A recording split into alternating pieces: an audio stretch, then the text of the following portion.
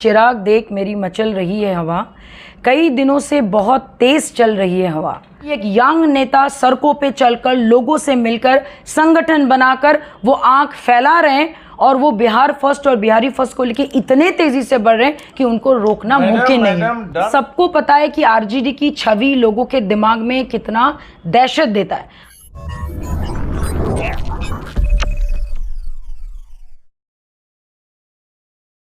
नमस्कार, आप देख रहे हैं ब्रेकिंग बिहार। अभी हम बात करेंगे लोक जनशक्ति पार्टी रामविलास की बिहार के प्रदेश प्रवक्ता देवयानी मित्रा जी से। जिस प्रकार से जदयू के प्रदेश अध्यक्ष ने कहा है कि जदयू की जो दुर्गति हुई 2020 में, उसमें आरसीपी सिंह का हाथ। अभी तक लगातार जदयू चिराग पासवान पर आरोप लगा रहा था और आरसीपी सिंह के प्रकरण के बाद भी यह बातें सामने आ रही थी कि आरसीपी सिंह दूसरे चिराग। इन बातों से क्या अर्थ निकलता है? क्योंकि आपको पता है कि जदयू का एक कार्यकर्ता भी यदि कोई बात बोलता है तो बिना मुख्यमंत्री नीतीश कुमार की सहमति के नहीं बात करता है। क्या चिराग पासवान की नजदीकियां बढ़ रही है मुख्यमंत्री नीतीश कुमार से या कुछ और बात? हम जानेंगे। देवयानी मित्रा जी, बताइए। जी, उससे पहले मैं कुछ पंक्तियां पढ़ के आपको सुनाना चाहती हूँ कि चिराग देख मेरे मचल रही है हवा, कि चिराग देख मेरी मचल रही है हवा, कई दिनों से बहुत तेज चल रही है हवा, कई दिनों से बहुत तेज चल रही है हवा। बना रहे थे जो किस्से मेरे तबाही के, बना रहे थे जो किस्से मेरे तबाही के, उन्हें खबर ही नहीं कि तेजी से रुख बदल रही है हवा। आंसर मेरे पंक्तियों में है। रुख बदल रहा है जी। कैसे आप कह रही हैं? अभी तो सरकार ही बदल गई, गठबंधन बदल गया, मुख्यमंत्री वही रह गए, लेकिन सारा स्वरूप चेंज। हाँ, रामानंद यादव मंत्री हो गए, सुरेंद्र यादव मंत्री हो गए और तमाम तरह की बातें भी आई जिनको हम कैमरा पर आपके सामने कर नहीं सकते। जी जी, जैसे कि अभी आपने कहा कि पहले चिराग मॉडल बोले थे, फिर आरसीपी मॉडल बोले थे, तो ये दोषारोप चल रहा है। सबसे पहले तो चिराग मॉडल क्या है? ऑलरेडी हमारे राष्ट्रीय अध्यक्ष जी ने इसके बारे में क्लैरिटी बहुत पहले ही दे दी है। वो मॉडल है अपने पिताजी के, उन्हीं के नक्शे कदम पर चल रहे हैं और Chirag model is Bihar first Bihari first, ये हम सब जानते हैं। रही बात आरसीपी मॉडल की, जो वो लोग अगेन उनके पार्टी के तरफ से आया, तो वो आना बहुत जायज़ था। जब वो केंद्र में मंत्री थे तब उनको कोई प्रॉब्लम नहीं था। जैसे ही उनमें अनबन हुई तो चीज़ें बदल गई और चीज़ें बदल गई तो सरकार बदल गई और सरकार जो बदली है वो भी अपने मतलब के लिए। यहाँ पे हम लोग देख सकते हैं हमारे ऑनरेबल सीएम जो है वो बार बार सीएम तो बन रहे हैं, लेकिन किन के लिए बन रहे हैं? अपने लिए बन रहे हैं, अपने कुर्सी के लिए, अपने जगह को, मैंने अपने, उन्होंने क्या किया ना कि परमानेंटली उन्होंने अपनी कुर्सी की पेटी बांध ली है। हम लोग तो कहीं पे फ्लाई करते तो 1-2 घंटे के लिए बांधते और फिर काम पे लग जाते हैं। यहाँ पे ही इज परमानेंट। उन्होंने अपनी कुर्सी की पेटी परमानेंट बांध लिया कि भाई कोई भी आए, मेरे को तो मुख्यमंत्री बनना है। तो ये मेन थ्योरी है। दूसरी बात, अभी वो क्या कहते हैं, चिराग जी के ऊपर हमारे राष्ट्रीय अध्यक्ष जी से मुद्दा हटा के जो आरसीपी सिंह जी के ऊपर दिए, अब वो क्यों दिए वो वही जाने। और ये सुन के बड़ा मजा आ रहा है कि कहीं ना कहीं ये डर का माहौल बन रहा है कि एक यंग नेता सड़कों पे चलकर लोगों से मिलकर संगठन बनाकर वो आंख फैला रहे हैं और वो बिहार फर्स्ट और बिहारी फर्स्ट को लेके इतने तेजी से बढ़ रहे हैं कि उनको रोकना मुमकिन नहीं है। डर का माहौल क्यों बन रहा है? जब से सरकार बनी है, आपके पार्टी के प्रवक्ता जो है, आज आपने भी कहा, इसके पहले भी आपके प्रवक्ताओं ने कहा है कि बिहार में अब हमें डर लग रहा है। डीजीपी वही हैं, मुख्यमंत्री वही हैं, सारा प्रशासनिक अमला वही है, सिर्फ पार्टी बदल गई है, बीजेपी अलग हो गई है, बाकी सारे लोग एक हो गए हैं। तो इसमें डर की क्या बात? देखिए, मैं एक बात बताती हूँ, आप एक बात बताइए। डर का माहौल होने का बहुत सिंपल रीज़न है। 17, 15, 16, 17 सालों से हम लोग बिहार को देख रहे हैं। कहीं पे कोई विकास नहीं, कहीं पे कोई बड़ा इंडस्ट्री नहीं, कहीं पे कोई आईटी पार्क नहीं, कोई बड़ा फूड पार्क नहीं। आधातर बिहार के लोग या तो अलग अलग स्टेट में जाके वो काम कर रहे हैं।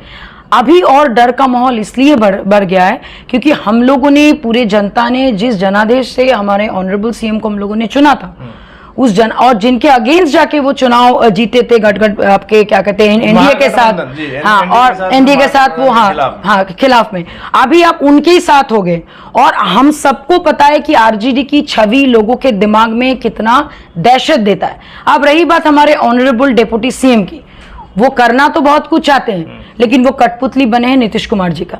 और उनकी आइडियाज बहुत अच्छे हैं। अभी कुछ दिनों पहले हमने देखा भी था उनके सोशल मीडिया पे, उन्होंने लंबा चौड़ा सा उन्होंने, जी जी जी, खास करके मंत्रियों के लिए ये नहीं करेंगे, वो नहीं करेंगे, ऐसा नहीं करेंगे। अरे आइडिया तो रोज आता है दिमाग से, इम्प्लीमेंटेशन कहाँ हुआ है?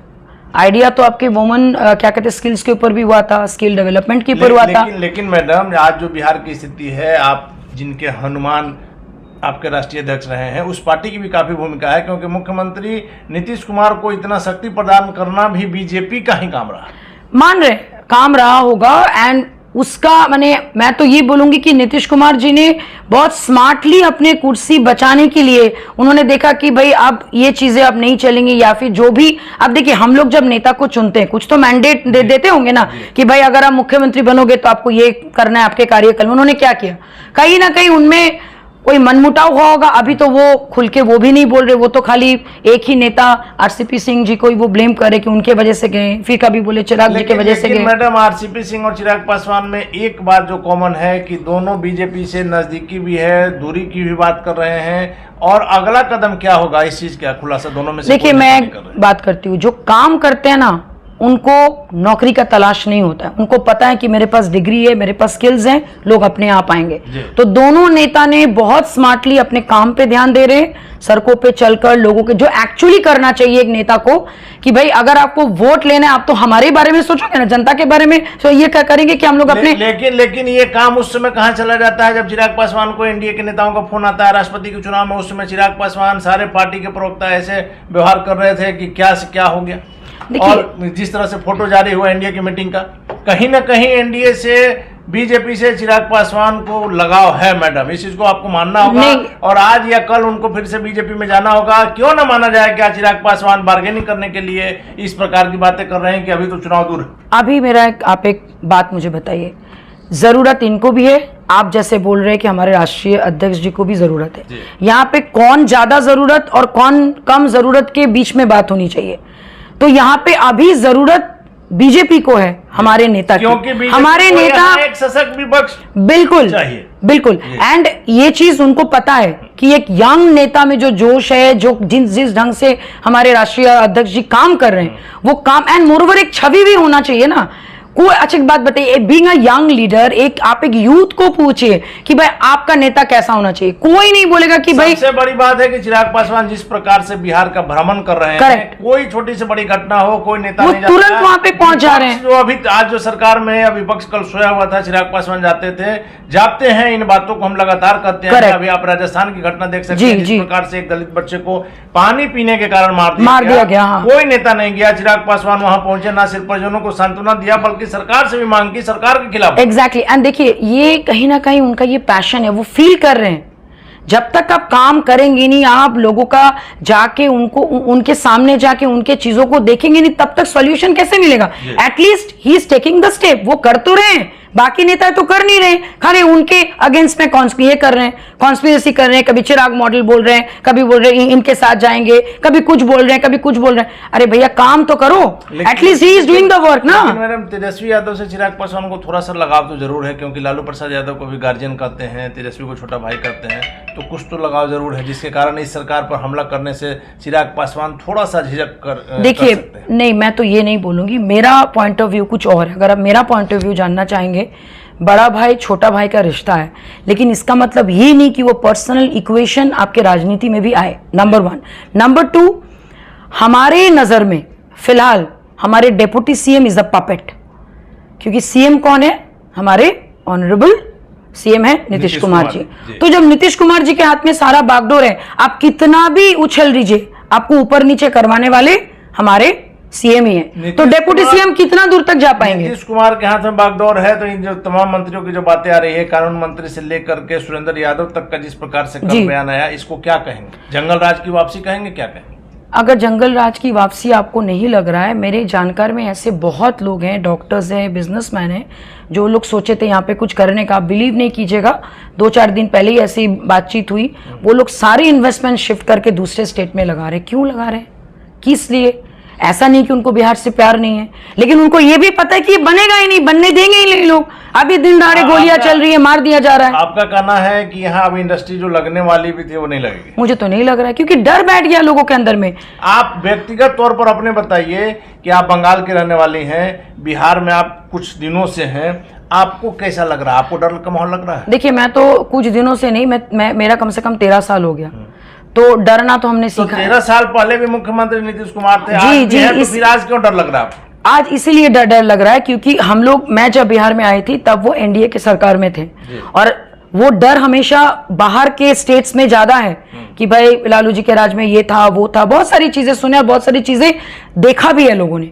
तो कहीं ना कहीं एक नहीं होता है कि कैरेक्टर और सिग्नेचर कभी बदलता नहीं है, हम लोग सब जानते हैं। इसका मतलब तो ये हुआ कि मुख्यमंत्री नीतीश कुमार के चेहरे से एलर्जी नहीं है, लेकिन चूंकि लालू प्रसाद यादव आ गए हैं इसलिए आप लोगों को डर लग रहा है। नॉट ओनली दैट, वो तो एक रीजन है ही, वो कहीं ना कहीं अंदर अंदर में लोगों को डर है। और वो डर लोग इसलिए नहीं बोल पा रहे हैं कि भाई अगर बोलेंगे तो पता चला कोई बड़ा बिजनेस, आप एक बार भी अभी देख रहे हैं कहीं पे भी कोई बड़ा, अभी लास्ट फॉर्म हुसैन ने काफी प्रयास किया, लेकिन अब जो स्थिति है शायद ही कोई आए। अभी आएंगे ही नहीं। आप कहीं पे भी कोई न्यूज़पेपर उठा के आप सिर्फ देखिएगा कि राजनीतिक बातचीत, कहीं पे आप देख रहे कोई नया ये हो रहा है, नया दुकान खुल रहा है, शोरूम खुल, कहीं पे कुछ नहीं हो रहा है। रीजन क्या है कि कहीं ना कहीं लोग डर भी रहे हैं और वेट भी कर रहे हैं कि कहीं ये बीच में टूट जाए, कहीं कोई अच्छा हो जाए। भी आपको लग रहा है कि फिर से पलटी मार देंगे? वो तो मैं आपको क्या बोल रही हूँ कि वो धृतराष्ट्र की तरह बैठ गए, उन्होंने अपनी कुर्सी की पेटी बांध ली। अब वो फ्लाइट चेंज कर रहे हैं, कभी एनडीए में जा रहे हैं, कभी महागठबंधन में जा रहे हैं, फिर अभी कोई नया आएगा उनके साथ चले। उनकी कुर्सी टाइट है, परमानेंट है, जब तक वो रहेंगे तब तक बस दैट इज। चलिए आखिरी सवाल है मैडम कि आपको क्या लग रहा है कि जो सरकार अभी बनी है ये सरकार चल पाएगी? देखिए, जिस ढंग से कुछ दिनों पहले मैंने ऑनरेबल डेप्यूटी सीएम का कुछ डिटेल्स देखा, मंत्रियों को ये नहीं करना है, वो नहीं करना है, निर्देश दिया था, ये तो आइडियाज है।